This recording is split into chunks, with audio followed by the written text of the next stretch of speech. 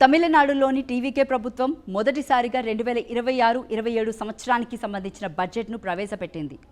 2031 నాటికి $1.5 trillion economy, విద్యాశాఖకు 44,000 కోట్ల కేటాయింపు, ఉచిత ల్యాప్టాప్లు, పాఠశాల మోడర్నైజేషన్ ఇలా అనేక అంశాలపై విజయ్ ప్రభుత్వం తీసుకున్న నిర్ణయం ఇప్పుడు భారత రాజకీయాలను, ఎకనామీని షేక్ చేసే విధంగా ఉన్నాయి. తమిళనాడు ఆర్థిక మంత్రి మేరీ విల్సన్ అసెంబ్లీలో ప్రవేశపెట్టిన ఈ బడ్జెట్ ఇప్పుడు చర్చనీయాంశం అవుతుంది. అన్నిటికంటే ముఖ్యంగా నీట్ పరీక్షపై టీవీకే సర్కార్ తీసుకున్న ఈ నిర్ణయం సంచలనంగా మారింది. ఇందుకీ విజయ్ ప్రభుత్వం తీసుకున్న విప్లవాత్మక నిర్ణయాలు ఏంటి? ఏ రంగానికి ఎంత బడ్జెట్ కేటాయించారు? నీట్ పరీక్షపై తీసుకున్న నిర్ణయం ఏంటి? ఈ స్టోరీలో పూర్తిగా తెలుసుకుందాం.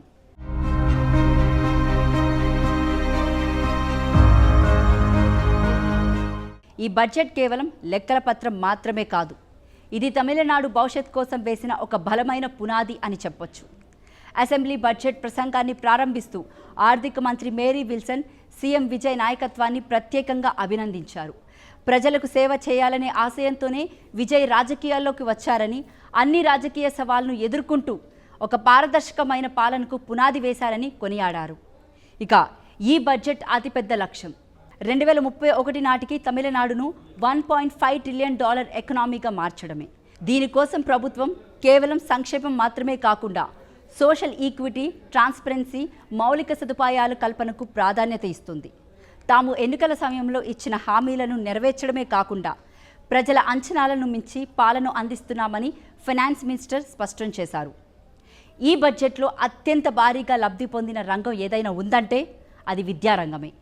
బడ్జెట్లో టీవీకే ప్రభుత్వం విద్యకు ఇచ్చిన ప్రాధాన్యత చూస్తే ఎవరైనా ఆశ్చర్యపోవాల్సిందే. స్కూల్ ఎడ్యుకేషన్ డిపార్ట్మెంట్కు ఏకంగా 44,527 కోట్లు కేటాయించారు. హైయర్ ఎడ్యుకేషన్ డిపార్ట్మెంట్కు 8,393 కోట్లు కేటాయించారు. రాష్ట్ర వ్యాప్తంగా ఉన్న 3,734 ప్రభుత్వ స్కూల్స్ను మోడర్నైజేషన్ చేయడానికి 300 కోట్ల రూపాయలు కేటాయించారు. అలాగే పాఠశాలలో పరిశుభ్రత, భద్రత పెంచడానికి మొదటి విడతలో 10,000 స్కూళ్లలో సూపర్ క్లీన్, సూపర్ క్యాంపస్ అనే స్కీమ్ను ప్రారంభించనున్నారు. ఈ స్కీమ్ కోసం 139 కోట్లు కేటాయించారు. దీని ద్వారా స్కూళ్లకు 24 గంటల రక్షణ ఉంటుంది. గ్రామీణ పేద విద్యార్థుల కోసం 125 కోట్లు ప్రారంభ పెట్టుబడితో అత్యాధునిక రెసిడెన్షియల్ స్కూళ్లను ఏర్పాటు చేస్తున్నారు. ఇందులో 9వ తరగతి నుంచి 12వ తరగతి వరకు విద్యార్థులకు ఉచిత విద్య, వసతి, హెల్త్ కేర్ అందించనున్నారు. ఇక ఉన్నత విద్యను అభ్యసించే కాలేజీ విద్యార్థుల కోసం ఈ బడ్జెట్లో ఒక బిగ్ అనౌన్స్మెంట్ వచ్చింది. అదే వెటరీ ల్యాప్టాప్ స్కీమ్. ఆ స్కీమ్ కింద కాలేజీ విద్యార్థులకు ఉచితంగా ల్యాప్టాప్లు పంపిణీ చేయనున్నారు. నేటి డిజిటల్ యుగంలో విద్యార్థుల డిజిటల్ లెర్నింగ్ స్కిల్స్, అకాడమీ రిసోర్స్ను పెంచడమే ఈ స్కీమ్ ప్రధాన ఉద్దేశం. దీంతో పాటు ప్రొఫెషనల్ వృత్తి విద్యను విస్తరించడానికి 2 కీలక నిర్ణయాలు తీసుకున్నారు. ఒకటి, మదురైలో ఒక స్పెషల్ లా కాలేజ్ ఏర్పాటు చేయనున్నారు.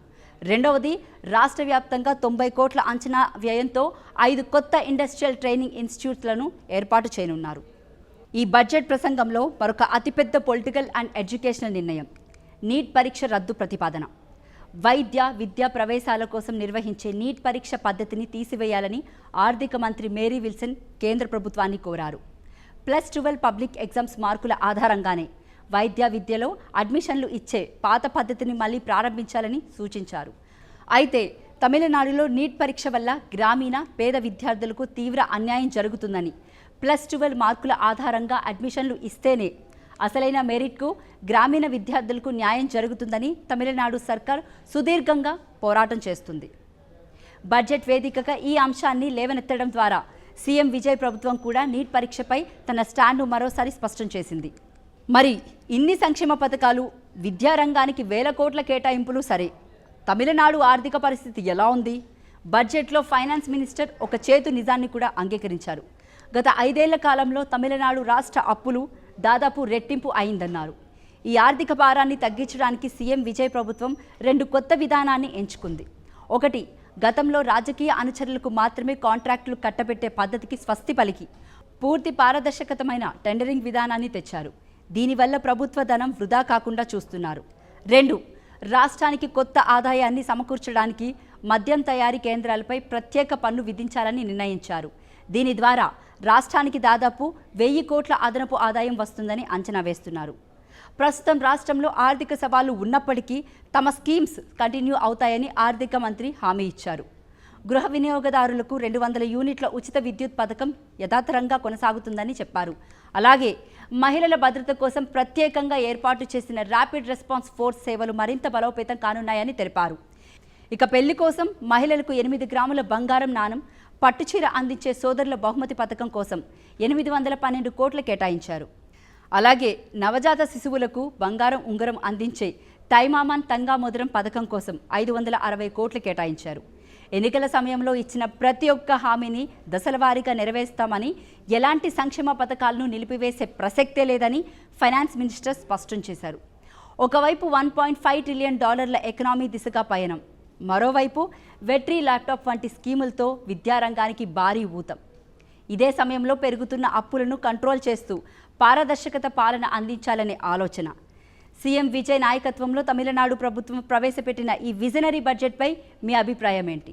ఈ బడ్జెట్ కేవలం లెక్కల పత్రం మాత్రమే కాదు, ఇది తమిళనాడు భవిష్యత్ కోసం వేసిన ఒక బలమైన పునాది అని చెప్పొచ్చు. అసెంబ్లీ బడ్జెట్ ప్రసంగాన్ని ప్రారంభిస్తూ ఆర్థిక మంత్రి మేరీ విల్సన్ సీఎం విజయ్ నాయకత్వాన్ని ప్రత్యేకంగా అభినందించారు. ప్రజలకు సేవ చేయాలనే ఆశయంతోనే విజయ్ రాజకీయాల్లోకి వచ్చారని, అన్ని రాజకీయ సవాళ్లను ఎదుర్కొంటూ ఒక పారదర్శకమైన పాలనకు పునాది వేశారని కొనియాడారు.